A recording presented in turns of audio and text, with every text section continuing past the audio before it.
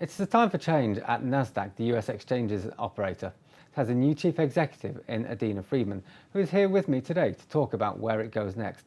Adena, welcome. So we have an awful lot of consolidation in the exchanges industry at the moment, as we can see from this first chart.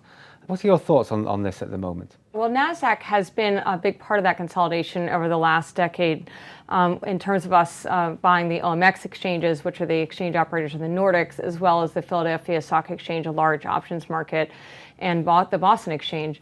And then most recently, we bought the ISE, which is a large options exchange in the US as well.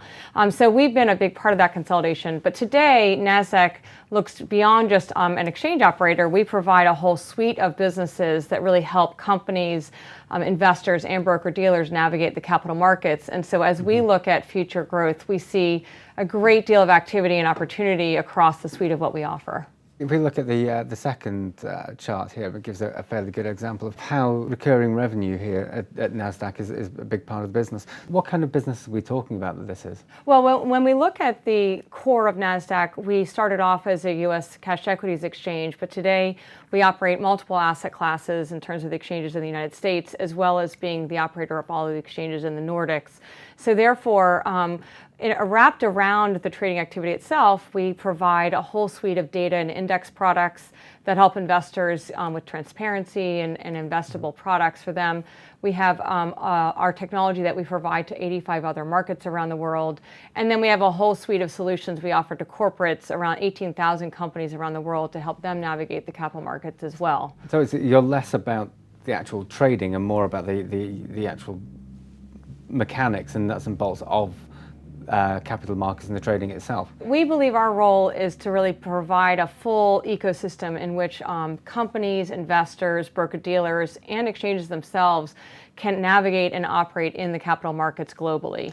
And with that, we therefore have a whole suite of technologies that we offer. So kind of looking at some of these financial technologies, what role do you say AI and artificial intelligence playing, for example? Well, we look at machine intelligence as a big disruptor in the industry, and so therefore we've been applying machine intelligence into our surveillance suite, making sure that we can provide the most sophisticated alerting and surveillance capabilities for broker-dealers as they're making sure they're monitoring the activities in their markets, as well as to the exchanges themselves. So we have our smart surveillance product is the world-leading product for that, and so we've been applying machine intelligence into that suite along with e-coms compliance.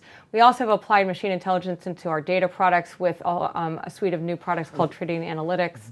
And then we're also looking to apply that machine intelligence into our corporate suite as well to make our intelligence even more intelligent for the companies. So does it do that? I mean, would it be able to flag up phone calls or anything on instant messenger, which has clearly been a big issue in the past?